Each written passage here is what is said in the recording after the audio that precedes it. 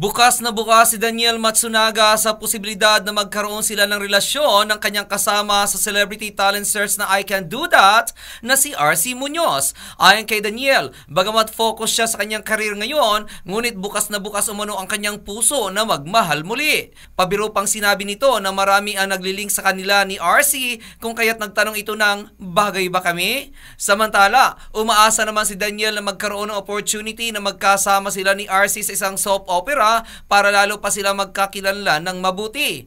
Anya, marami siyang natatanggap na movie offers ngayon, ngunit nag-i-enjoy pa raw siya nakasama si RC sa I Can Do That, kung saan ini-expect niya rin daw na maging mas close pa sila kapag nagkasama na sila sa working tour next month.